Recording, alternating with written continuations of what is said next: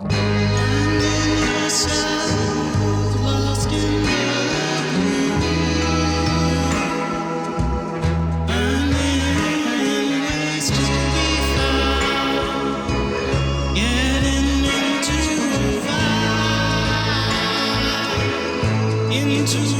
your mind, lost in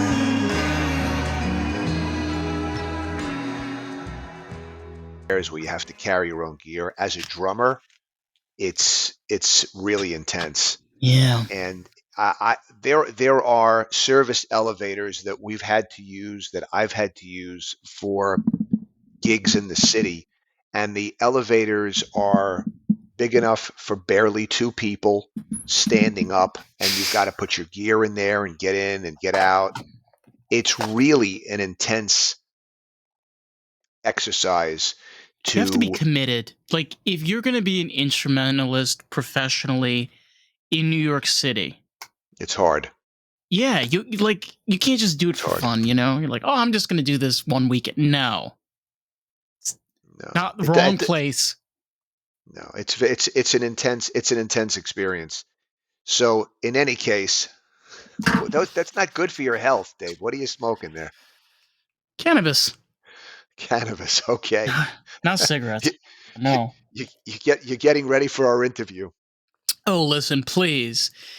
You know, it's so great. It's interesting because I've had an opportunity of interviewing different types of people. When you interview artists, it's a whole different experience. I feel because you're going to teach me things in this interview that I probably never knew of before, and touch on things that you don't always think about.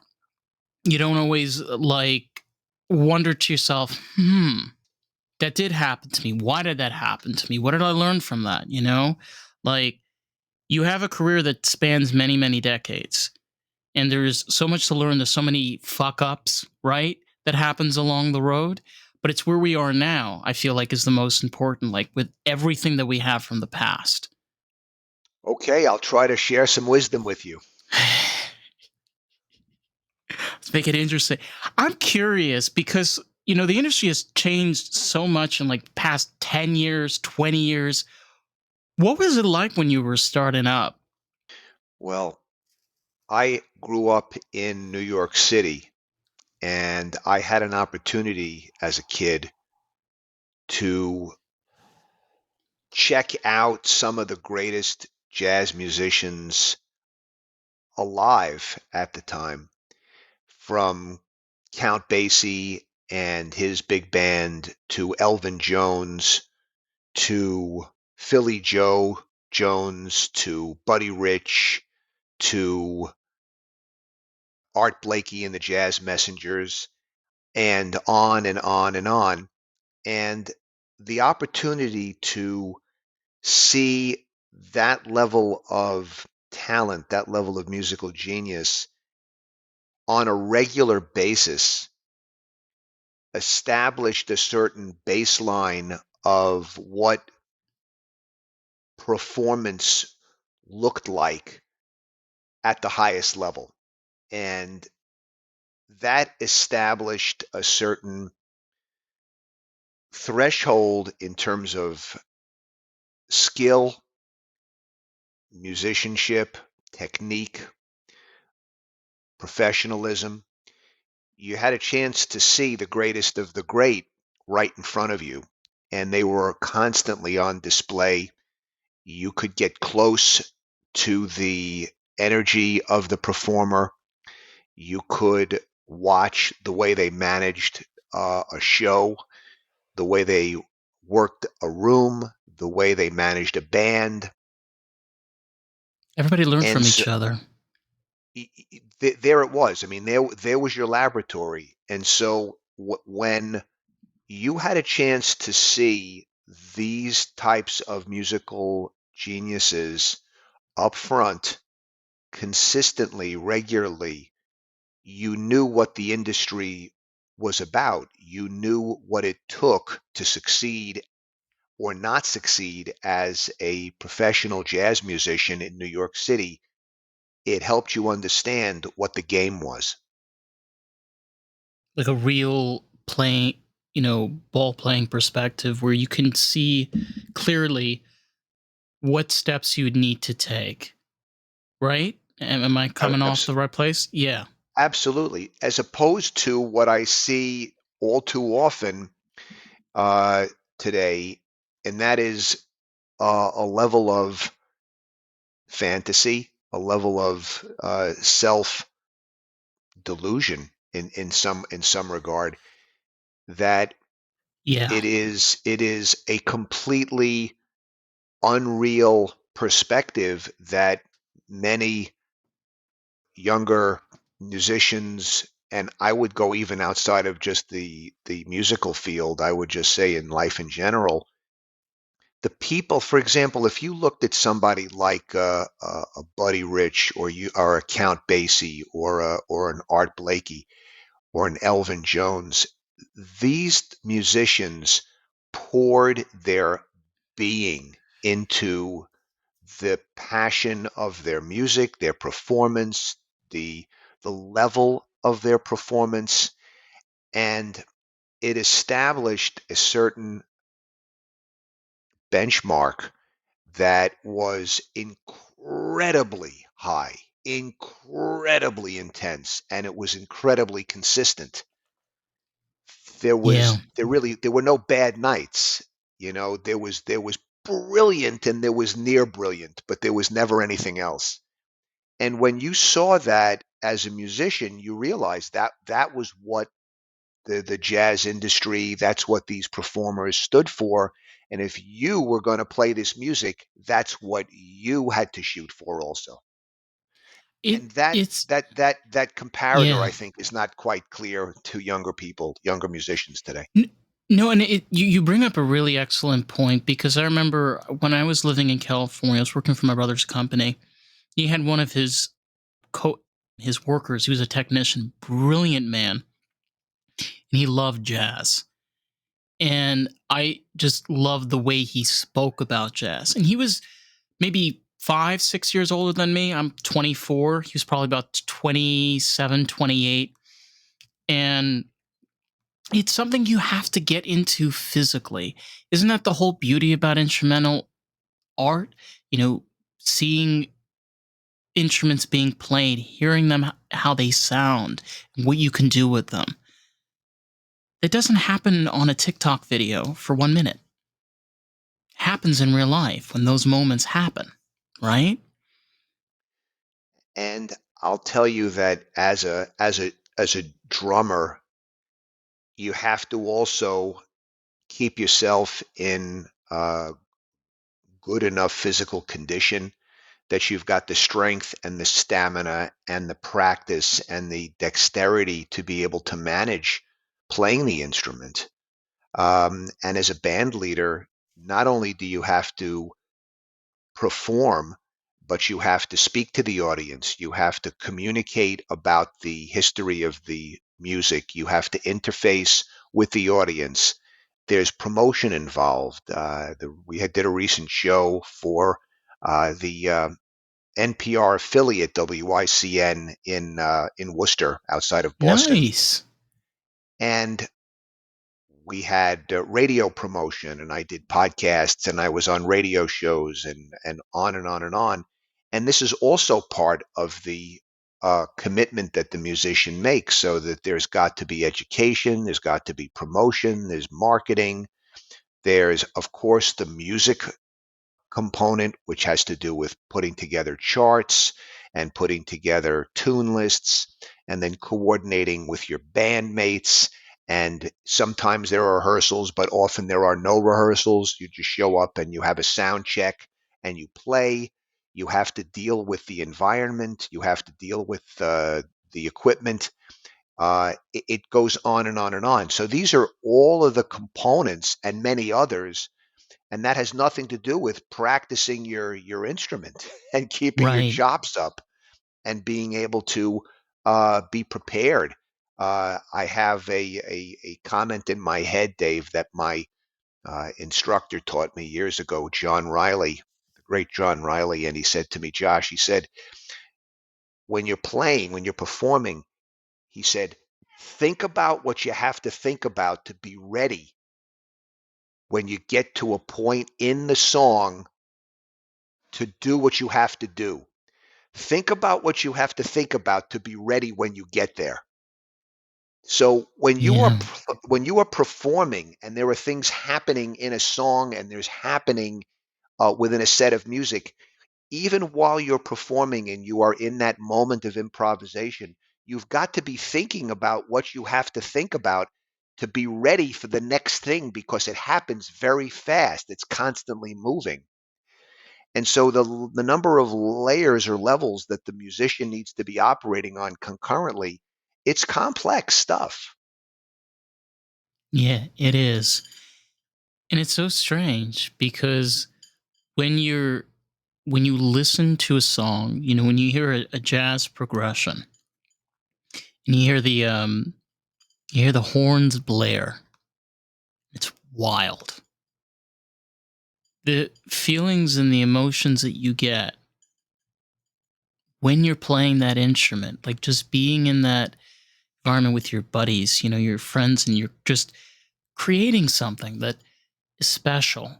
I can totally see that. You have to like think clearly and vividly of what you're doing to not only grasp but to be a part of that. Well, if I can expand on that a little bit, I don't know how many of your listeners are musicians or jazz musicians or like All kinds of jazz or people. okay, this is so we're going to talk a little bit musically at this point. Oh But yeah. as a musician, there's a number of things going through the musician's consciousness during a performance. Number one, you have to know as a jazz musician, you have to have some sense of the form of the song. Every song has a form, and you have to, it's the roadmap. You have to know what, obviously, what the melody is, but you also have to know the Right. form. Mm-hmm. Number two, you're listening to your bandmates, and there's certain ebb and flow of energy that has to do with solo and sections of the song and so forth. And so, as a drummer, you're working on building and or reducing the intensity of the song based upon what's going on with Right. your musical colleagues right around you. Then there are decisions that you may have in your mind about what you intend to try to do during the song. So, for example, there are certain, as a drummer, grooves, or there may be certain musical motifs or certain solo ideas that you are going to go for if you feel it in the song. And so these are things that you may have premeditated in your mind, and you may or may not go for them based upon how you feel and the whole vibe of the improvisation. And then the next piece is just improvisation itself, which is whatever just comes out based upon your years of training and musicianship, and it either shows up or it doesn't show up, and you go with it. And that part of the journey is sort of unexpected, and sometimes it's great, and sometimes it doesn't work, and you keep going. You But never know sometimes though. it's unbelievable. Yeah. But when you're in it, you don't know where it's going though. Right? That is the truth. But once you finally, I feel that way so many times with music. It's where you open up the first door in the hallway, you walk down the hallway, and you open up the last door. You don't know what's going on either side until you reach that end. That is a good, I think, a good analogy. Um, but I would say that as you gain more and more experience with a group of musicians you play with regularly, everybody gets to know the strengths and the weaknesses of the other musicians, and you tend to play in a way that enhances everybody's talents. And you know what they are, and everybody sort of works together. That's what makes a band a band. Yeah, it's like the ultimate collaboration of people. You can play with musicians, but if you don't know the assets of the other musicians, it doesn't necessarily work very, very well. But if the musicians know each other and they've played together and they're all really talented people, good things really happen. It's interesting though because there's a flip side to it. Take characters such as Jim Morrison. Jim Morrison was a horrible person to work with in regards to his bandmates. I'm not making this up. They were interviewed and they said it themselves. So, but strangely enough, they made really good music. It's kind of odd. You think Well, to yourself, don't you need everybody to work together to make great music? But I'll tell you, my perspective is okay. maybe a little bit different than that.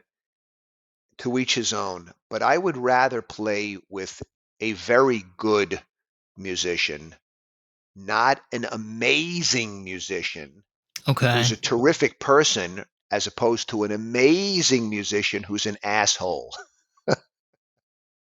So I see where you're.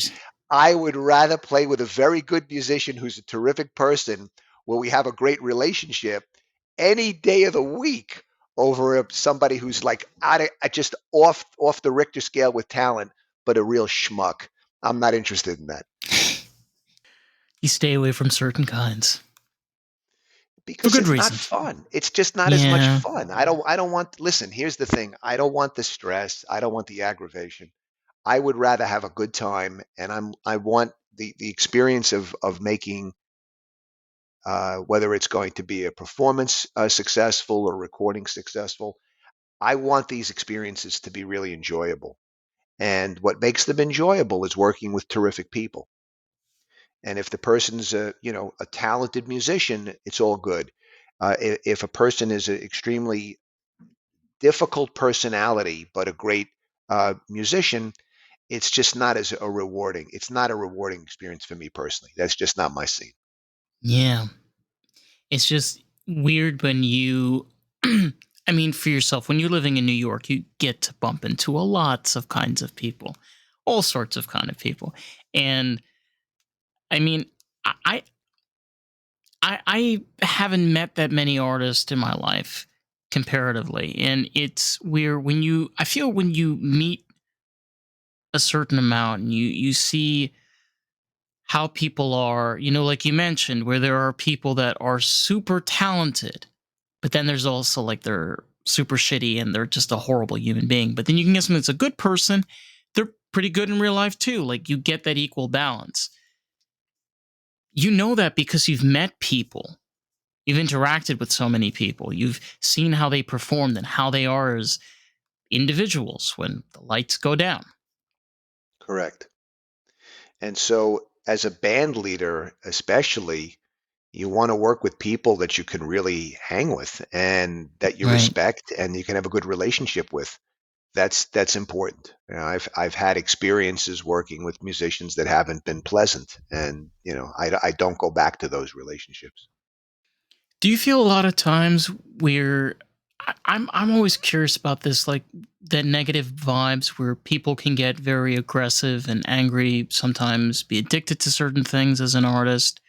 I think it's like due to pressure or life. I feel like there's a lot of factors that go into it, but there's something I that don't know if causes that. I don't think it would be appropriate to generalize, but I can say that typically, people who are musicians are very sensitive people.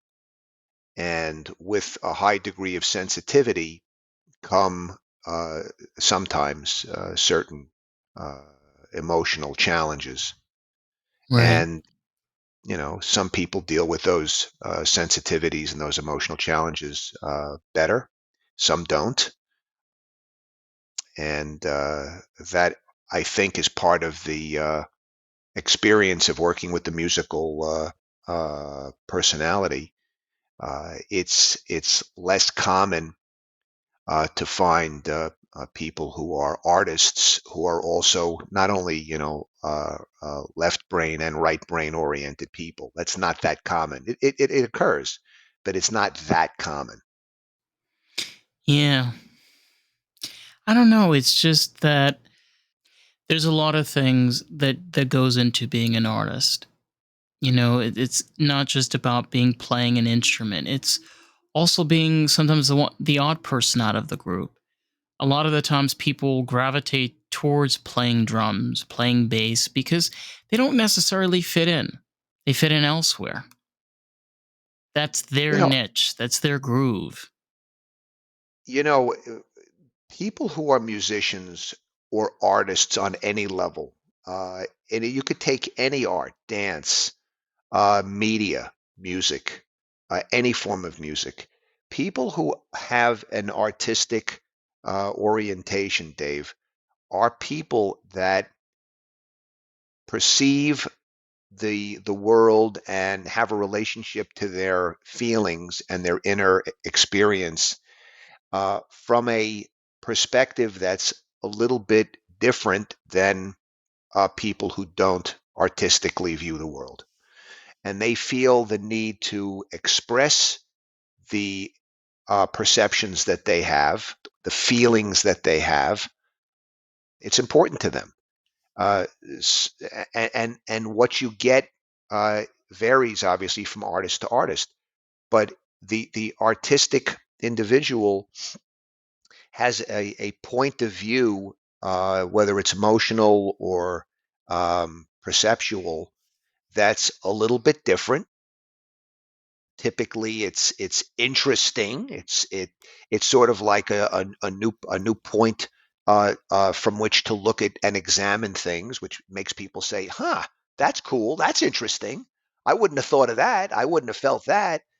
Right. And they want to share that, and hopefully people gravitate to it. Sometimes just a few, sometimes many, but that's the artistic personality to some degree, I think. Yeah. Wow. It's interesting to look at it from that approach. Because I mean, when you sorry, when you spend the time learning an instrument, spending your time figuring out the different chords, the different progressions, and the different things that you can do. And, like we've mentioned, on top of the fact that, being a part of a band, collaborating and learning across from other kinds of people. But that takes effort. That takes something to put in, and it starts somewhere. Well, as a musician, as a jazz musician, I had the uh, point of starting listening to Gene Krupa and Buddy Rich and Joe Morello and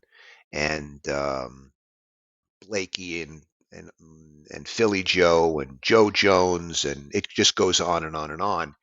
And so I had a chance to listen to the aspects of their playing that inspired me as a kid, and what I thought sounded great, I'd try to copy. I try to understand, how do they play that? How do they do that? What technique is required to be able to do the things they do?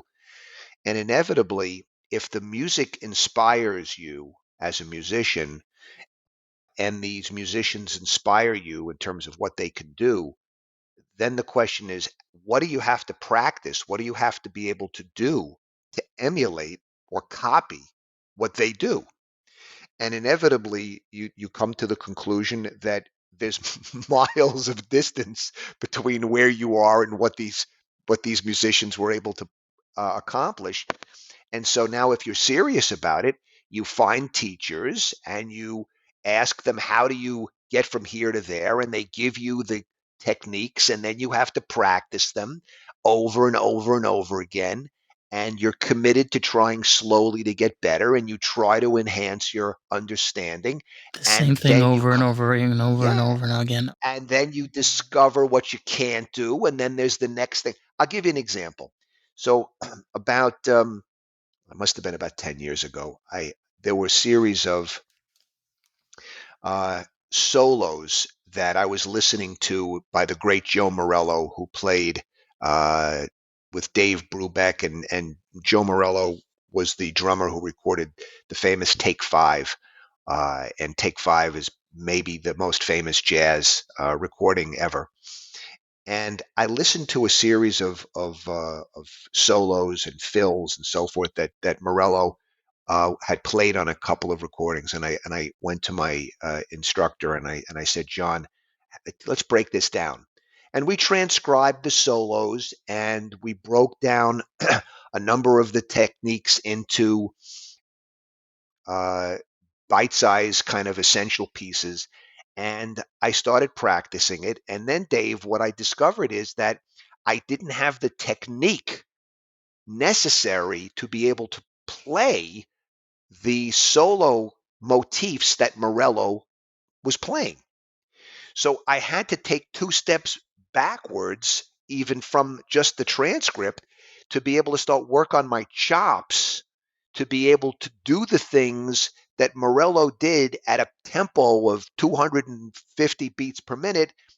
I had to practice it at 100 beats per minute, and I had to practice it for a year or 2 years before I even began to get more and more dexterity. And over the course of 3 or 4 or 5 years, I started getting closer and closer in terms of my technique and my understanding to be able to actually begin to try to do what I heard 5 years ago in some of Morello's solos.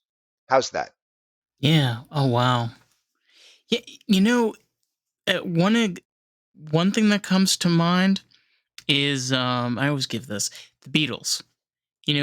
Most people remember like the Beatles started off. Their music was okay, it was fun, but then something happened. They went to Hamburg, Germany. And what did they do in Hamburg, Germany? They spent 8 hours practicing, just doing music, 8 hours every single day. And that sounds preposterous. Like 8 hours every single day, your finger must be killing. Your fingernails must be cut off and bleeding everywhere. But that's what they did, and you could see that in their music. You could see all of the work that goes into the music. So it's incredible when you hear this melodic piece, and it's just so beautiful. And then when you actually break it down, you realize, whoa, this person had a certain technique or move or position that they reached that point because they practiced and they spent the time and yada yada, whatever the reason is to get there. So there's like another level deeper in this already melodic, crazy, snazzy piece that you have in front of you. It's like, is there more? Well, you know what you're describing is, I think, embodied in a little anecdote about the great John Coltrane, the tenor saxophonist, the jazz tenor saxophonist. And Coltrane was in a recording session, and I mean, there was nobody that could play like Coltrane. And he was in the middle of a recording session, Dave, and in between takes, he would take his tenor saxophone, go into the bathroom, and practice. I want you to Bathroom. think about what I want you to think about what I'm telling you. That on a recording session, in between takes, Coltrane would go to the bathroom and practice before the next take. Think about that. Happy place? It's a level of intensity in terms of what he needed to do to get Yeah. what he felt in his heart and in his mind out through that instrument.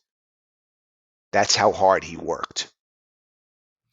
Yeah, it's like a deeper level in a way of like almost meditation where I this reminds me, I do not remember his name, but there was an audio engineer or producer sometime in the 70s.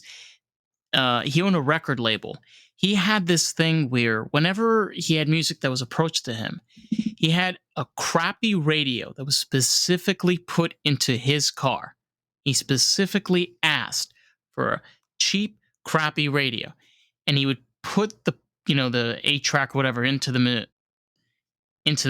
piece, and he would listen to it. And if it sounded good in that system, then it was okay to print. Like, same example, like you have this man that's doing a recording session. It's like,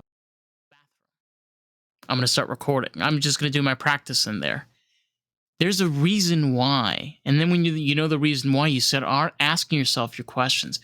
What are the benefits which you gain from being in that situation, doing it that way, trying it a different way? Well, I think we're talking about people that have a love and a commitment to their art form that makes them geniuses. This is why they're as good as they are. It's not just magic that they get this good. They work their ass off and they never stop.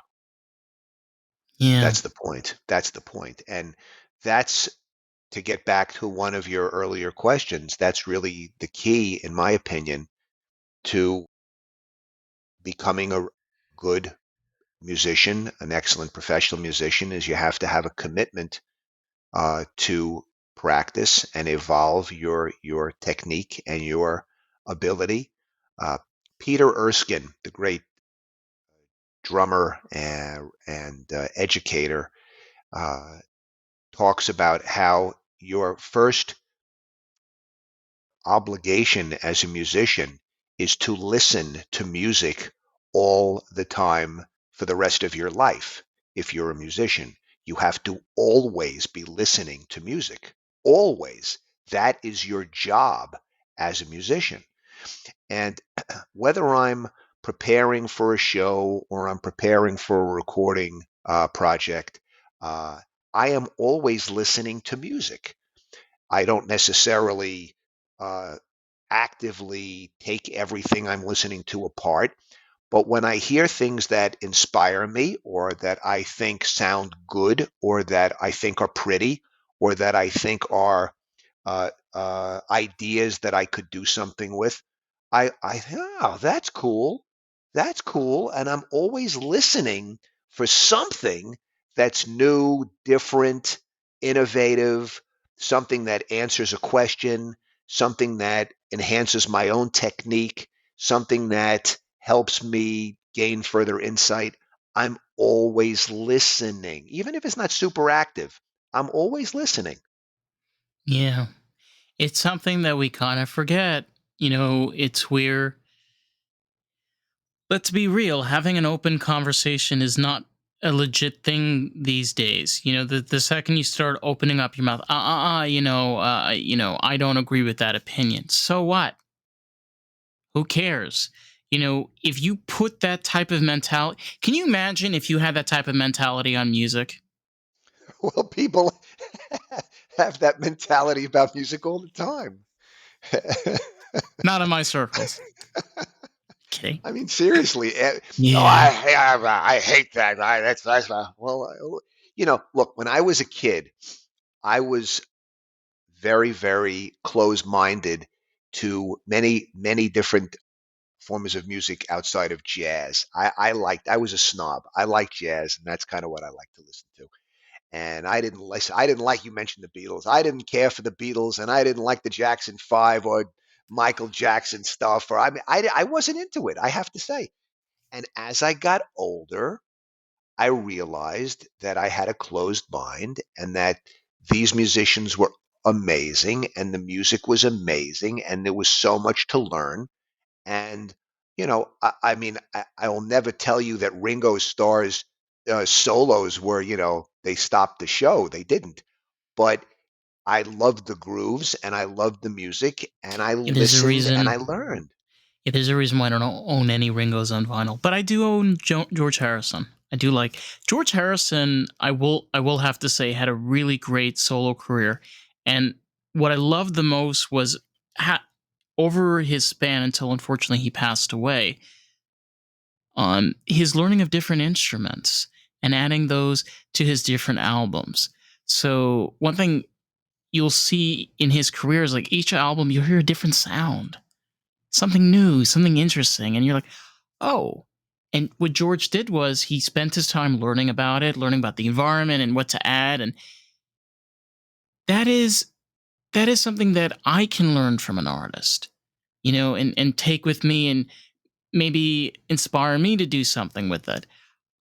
It's like we leave breadcrumbs for one another, whether we think about it or not. Same thing with There is music. there really isn't a musician you can point to that you can't learn something from at this level. I mean, I heard an interview recently with Ringo, and he said, and as I said, as a jazz drummer, I look at his chops, I look at his as technique, and I think, okay, fine, but I'm not going to be wowed by Ringo's soloing, his technique, but his grooves and his musicality are fabulous. And he says something in this interview, and he says, I always had to be ready at the drum kit because I never knew when we were going to start, and I never knew when I had to be on it immediately from the first note. And I was very impressed because he was always ready to immediately back up the band. And there was a very important lesson in that statement, and I learned a very important insight from Ringo with that one comment. So my point is that everybody at that level has something to teach. Everybody has something to teach. It's really important that you bring this up because George said this. Ringo was known like he was always on time, but there was once that he wasn't on time. He left in middle of a meeting, and George said that when he left from the meeting, he knew the band was over. And it's funny. You have to ask yourself, like, Ringo was a drummer. He wasn't like the main of the four, but he was the person that brought the band together. There's always that one person that brings everybody together. You always have that main person. It's not because like you're forcing everyone together. You know what everybody needs in a way, and everybody knows how to feed off of one another because of it. You're kind of like a composer. Well, I don't know whether the drummer is the composer most of the I'm just giving time, that as an example in the case of the Beatles, but yeah. but I would say this, that the drummer is foundational to any song, and the groove that the drummer lays down defines the genre of the song. If a drummer lays down a rock groove, it's a rock song. If it's a funk groove, it's a funk song. The drummer can't lay down a funk groove and turn it into a jazz tune, or play a jazz tune and have it be a rock song. It doesn't work that way.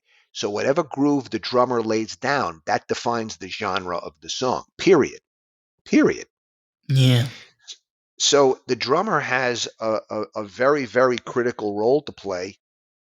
But again, when you have Even an in opportunity, jazz, drums are really important in jazz, right? Like it's when you get those deeper notes, those higher spikes in the song. well, for sure, but I would say that that's true, in many, many forms of music, not Right. not just No, not jazz. just jazz, but that's just like one thing that just came to mind. Yeah. But what I would say is that the role of the drummer is critical in terms of coalescing the sound of a band, clearly. So the point I guess we wanted to make here is that there is so much to learn with an open mind with regard to any great musician in any of the genres of music. And a jazz drummer can learn from a rock drummer, and a rock drummer can learn from a funk drummer, and on and on and on. If the musicianship is at a high level, everybody can learn from everybody. And Yeah. that I think is the point I'm trying to make. Yeah. I wanted to lead off on this with you. You made your own business. You took something from your career and built something from it. Do you want to walk me through exactly what you did? And we, yeah. I'm not sure I am clear on your question, Dave. Can you zero The in on me? the Verve. Yes. The question is, how did I start the band? Yeah. Yeah. Well, I've told this story many times, but in essence, I heard some really terrific young musicians back in the Danbury, Connecticut area in 2006 that I thought really were terrific jazz players. And I was a jazz musician from the time I was a kid in New York. And I had played with bands and I did a whole bunch of stuff as a sideman and participating in traveling big band and on and on. But I never had my own group, and I had no interest in it particularly. But I heard John Blank, who was a young tenor saxophonist from Westcon in Connecticut, performing in Danbury with Chris DeAngelis, a bassist, and some other players. And I thought he was terrific. And I introduced myself to John, and I said, "Hey, man, I love your saxophone playing, and I really think you're a terrific jazz player. Would you like to get together and play some music?" And he said, "Yeah, why not? Sure. If you'll book it, I'll show up." And so I did. And to make a long story short, we started performing at country clubs and restaurants. And we started a following in the Connecticut area. And it became substantial. And we performed in large groups, consistently came out to hear our music. And this went on for years. We eventually recorded our first CD in 2012. It went to number 5 on the national charts. I was completely shocked, and I said to the radio promoter Neil Sapper, who was handling our music out of California, I thanked him for this amazing experience, and he said, "What do you mean?" I said, "What do I mean? We recorded our CD. We had this amazing experience. I'm done. I'm going back to performing." And he said, "You can't do that, man." He said, "You just have a number 5 CD on the charts. You can't just disappear. You need to do another recording." I said, "No, I don't." He said, "Yes, you do." So I said, all right, one more." So we recorded another album and we released it a year later, and it also went top 10. And that's when I realized, I said, well, maybe there's something here. Maybe we really do have a following. And that was the beginning of the band sort of migrating from a performing group more to a recording group. And that was the beginning of a run of about five top 10 albums, including a number 1 album in 2018, Connect the Dots. And the Verve Jazz Ensemble started to develop a national and international following.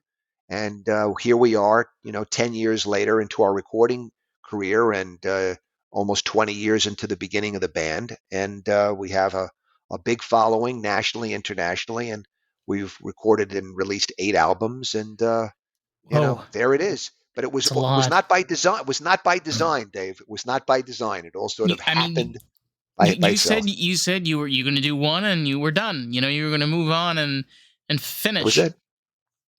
I mean, what has it turned into now for you? I mean, a lot of things have changed, especially when you started your career as a jazz musician to getting a part of this and to where you are now. I mean, how has it been for you? Like, especially like in the past few years. Well, first of all, I love the music. I do this purely because of my love of the art form. Uh, we don't do this to make money, obviously. There is not much money to be made in jazz, and if you can run a band that can pay its bills and record an album every year or so, or uh, have the band booked and perform on even a semi-regular basis, that's pretty good. because you've only got about 2% of the listening audience in the United States that listens to this art form, jazz. It's not a very popular musical form anymore. It used to be, but it isn't anymore in the United States. It's far more popular in many countries around the world, certain countries in Europe, Japan, In and so Asia. forth. Yes, yes. But in the United States, many people will say, "Oh, I love jazz," but they don't really follow jazz. They don't really know the art form that well. They'll listen to it. It's interesting. It's intriguing, but they don't really know the players. They don't know the history. So we don't have a strong component, a large component of the listening audience in America that's focused on jazz anymore. So our job here at the VJE is to try to bring the palette of jazz to as many listeners as we can. And as I say all the time, Dave, uh, our listeners are a broad array of uh, those who are new to jazz and don't know anything about jazz, but are interested in listening because it sounds cool and they like it and they want to learn more, to people who have been listening to it for 50 years and think it's the greatest music in the world.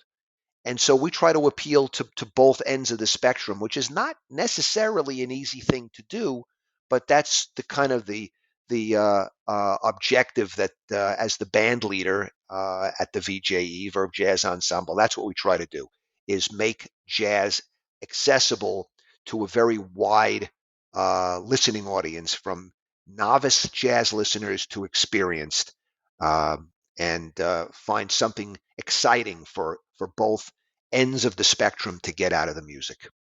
I feel that first of all, I think it's really beautiful, and I think it's a really great way of just showing the history. There's so many genres, but there are so few genres that have such deep roots, especially in American culture. I mean, think of the 30s, the 40s, the 50s, 60s.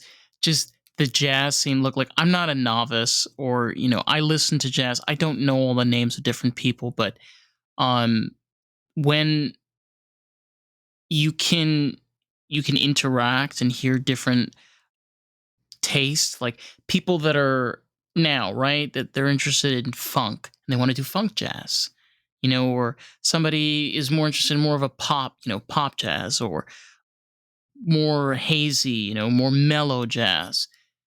These are different things that people can try out, people Yes. can see and interact with. And I like jazz. I mean, it's sad that it's only 2%. You wish that, like, more people would be into it, but It is what it is, man. yeah. There's a lot of reasons that only 2% of the listening audience listen to this music today. That's a whole other conversation. How did we Yeah. get here? But if you go back to the 1930s, I'll pick up on some of your comments, the pick up on the big band era, and you follow the era of the early big band era to the period of the big bands during World War II, and then to the bebop era, and then to cool jazz, hard bop, West Coast, Latin, Afro-Cuban, more electronic jazz. You get into the stuff like Weather Report, Brecker Brothers in the 70s. Yeah. You move into the 80s and so forth. Every uh, decade, every generation of music evolved a sound, and they took the art form in a different direction. So you're interested in jazz. Who are some of the people that you like to listen to? How did you discover jazz initially? What were some of your influences as a jazz listener? It's hard to say, like, some things that I don't have any specific people that I like to listen to. I have a certain playlist, and this comes from how I used to listen to jazz. I listen to a lot of, like, New Orleans 1930s jazz, 40s. That's primarily what I'm into. If I listen to vocal, it's going to be Ella Fitzgerald or Billie Holiday is one example. The way that I fell into jazz was when I was a kid. We used to go to the library. People don't do this anymore. Surprise! But one of the librarians there was very into jazz, and I remember I was looking at a bunch of DVDs and CDs and stuff that they had laying around, and I started playing around and listening to this stuff when I was a kid. And whenever I have the opportunity to see like a jazz performance, whenever I'm out or something, I just like sit there. The reason is because a lot of the times when you don't physically see it, you don't realize that there's four or five instruments and they're like facing a corner. And then the clarinet blows and you see the drums, changing its beat, and then you see the bass player changing to a different instrument. You're kind of watching everything move in motion all at once. But yeah, I should get more into jazz. I really want to, but Well, it's nice that you are interested in Ella Fitzgerald as an example. And if you just take Ella's career, uh, oh, she's got powerful voice. just she's unbelievable. She was, the voice she described as the voice of God.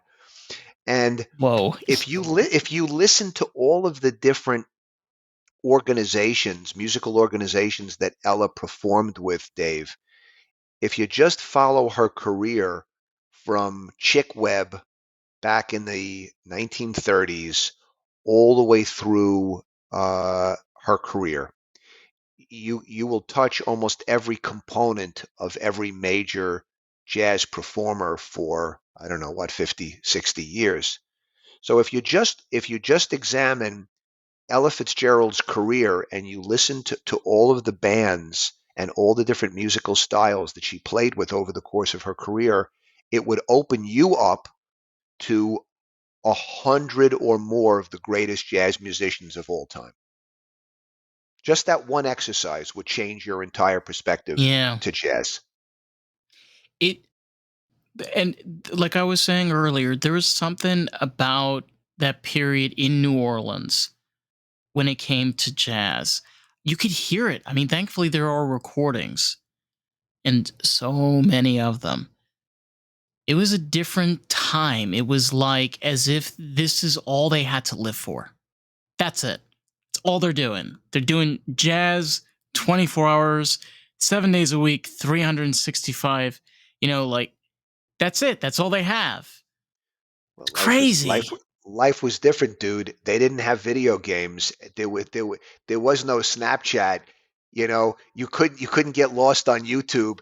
It, No. it was a different world, man. I mean, how did that ever inspire you? Did you ever like what's your experience and like feelings towards that type of jazz?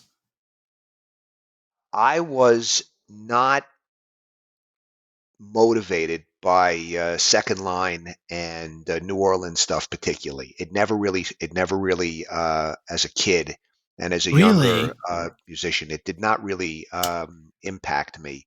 I listen to second line now, and I am really amazed at the groove, and I think it's very, very hip stuff.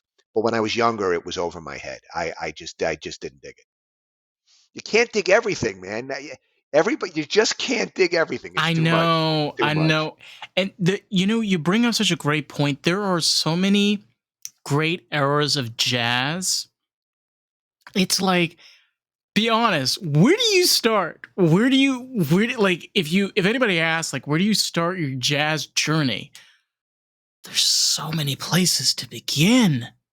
Well, the answer to that question is you begin where you are the most interested. So when I was a kid, I listened to big bands, and I really enjoyed listening to the big bands. I found the music to be exciting. Uh, I could understand the components of the band. I played in the junior high school and high school bands, so I had a context to understand the structure, sax section, horn section, rhythm section, the way the songs were constructed, all of that made sense to me, and I got a lot out of it. Then I started learning the the specific performance aptitudes of some of the greatest pianists, greatest drummers, greatest horn players. And then I would spend time learning other great pianists and alto sax and tenor sax and trumpet and trombone and drums and bassists. And you just start mining different ore of the musical landscape. And you over the course of years or decades, you start to put the pieces together. So it doesn't matter where you start. It just matters that you start at a place that you enjoy. And if you like, for example, Weather Report, you like funk, and you want to listen to I mentioned before, the Brecker Brothers as a place to start, or you like Ella Fitzgerald and you want to go back and listen to what she did and recorded the jazz in all the performances that she did at jazz at was it Paul the with the Philharmonic? I forgot the no, but JATP. she performed at the Apollo though many times. And I can't tell you, I what think her so. what I think let tons me. tons. Well, she recorded back in the day with Chick Webb back in the the early to mid 1930s. But Yeah, my point is that she recorded a ton in the 1950s with JATP, whatever that the acronym stands for. I'm spazzing on that right now. But my point is that it doesn't matter where you start. Start somewhere and go from there. I think this is one of the biggest advantages that we have now is the amazing fact that because of the internet, we have so many ways of listening to all of this music than ever before. I mean, the options before the internet were very limited. The ways that you'd be able to find all these interesting artists was you go to a music store and you ask the music dude, the guy with dreads that was behind the cash register. But with the work that you're doing, and that is a perspective to keep in mind. How do you be able to give an opportunity to let everybody hear, just have everything in front of them, choose, figure out what you like.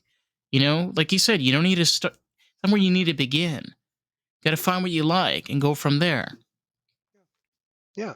Don't overly complicate it. It is Jazz at the Philharmonic. JATP is the acronym. And Ella Fitzgerald performed for many years with the Jazz at the Philharmonic program. And just check out her music just with the JATP artists. It doesn't matter, Dave, where you start. You start based upon what you like to listen to, and you go from there. If you find, as an example, that you like vocalists, then listen to other vocalists. If you like small combos, listen to other trios. If you like big bands, then listen to other big bands. If you like trumpet players, go listen to other trumpet players. Right. Some you will like, some you won't. And then the ones you like, who did they play with? What were their recordings? Listen to some of those records. What other musicians did you hear from that era? And so forth. That's the way the whole thing opens up. That is the way Pandora's box gets popped open in jazz. Wow. You all right, man? I hope you're okay. I'm not No, trying to I'm give good. you too It's much just, information here. no, it's a lot to process. And like I said at the beginning of this, there's a lot of things that you learn as you do this. One of the things is when you talk to people and you have an hour-long conversation and you really break things up and you go to different places, and you not only learn something, but you learn to have a different approach to it. You're like, okay, doesn't need to be that difficult. It could be more of an easier state of mind. It doesn't have to be left or right. Dude, this is supposed to be fun. This is Yeah. not supposed, you don't have to have a master's degree to listen to jazz. And unfortunately, a lot of people think that jazz is too freaking complicated and they turn off. And my message is no, no, no, no, no. Jazz is not intended to give you brain damage. You're supposed to listen to the music because you dig it, you enjoy it, and then if you find something you like, explore other components of it, whether it's vocalists or instrumentalists or eras or group sizes or whatever that are in the neighborhood and explore. You have to have a curiosity to expand your horizon a little bit at a time.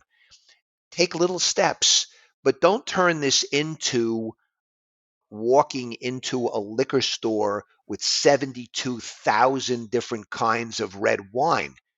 You don't get there overnight. My God.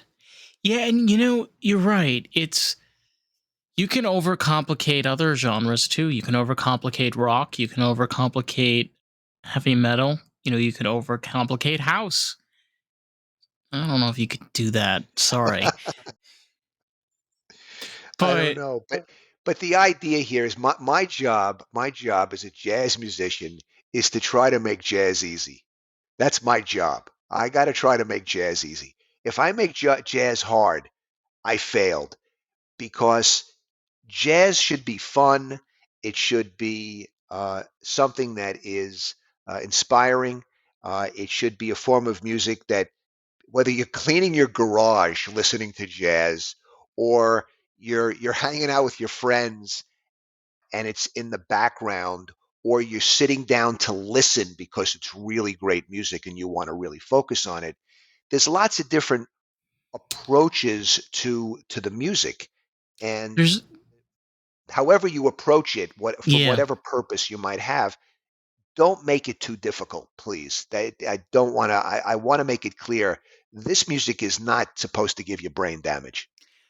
No, and it's something I wanted to point out, which I wanted to say earlier is, especially for some people, when you're smoking cannabis or people that do edibles, cannabis has a very interesting way when it comes to jazz, and I've noticed this. Like, it's in many ways, it's a great way to relax, especially when you're having a session. It's a great stress reliever, and it just in general with different types of music, the things when you fall in love with something, it's not over complex. Just the way that it makes you feel, the way that it makes you feel less anxious, less stress. You just get into it. I guess it's a Well, feeling. I don't know.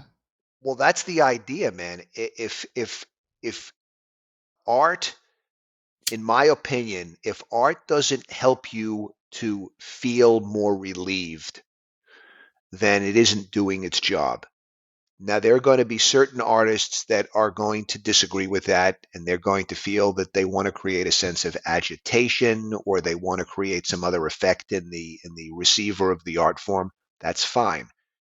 But from my point of view as a jazz musician, I believe that the experience of the music should be an uplifting, happy, positive, relaxing, relieving process. That to me is the objective, at least from my perspective, of what we intend as members of the Verve Jazz Ensemble. Yeah. I think that's also something really so powerful because we we've been talking for the past hour and you're very passionate about the art form and passionate about jazz, and it shows a really great strength, especially when you're an instrumentalist and you have a career in music where this is something that you've worked towards, something that you've built towards. And more than that is you got to be an artist. I feel like that is the number one thing, especially for younger artists today, is like that opportunity.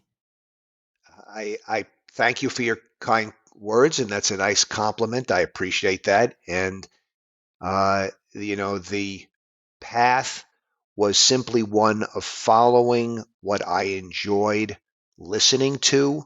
I was inspired by other great musicians.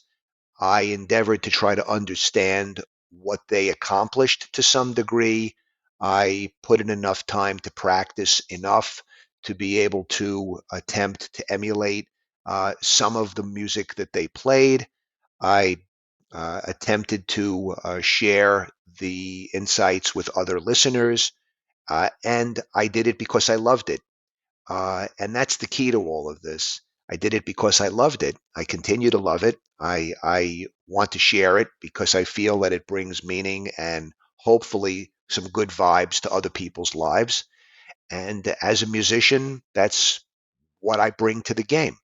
If that is what turns it an interest into a career, so be it. But that's it. I mean, I don't actively teach. A lot of my colleagues do. I don't have time for that. Uh, but I share what I do enjoy in the art form verbally. I do podcasts. I do a lot of interviews. This is, I guess, my shtick. This is the educational part of what I do. I talk. Well, it's a good way of doing it, and it's a great way of broadening approach and awareness to jazz, and maybe possibly getting some people that weren't interested in jazz, giving them a second thought. Let me try this out. Let's see how this goes. Question for you: for all these wonderful people, where can they find your work, the stuff that you're doing? I know you have a website. We have all of those things. Well, if you'd like to follow the Verve Jazz Ensemble, go to followvje.com and join our email list, and we will keep you posted on our performances and recording projects and other cool things.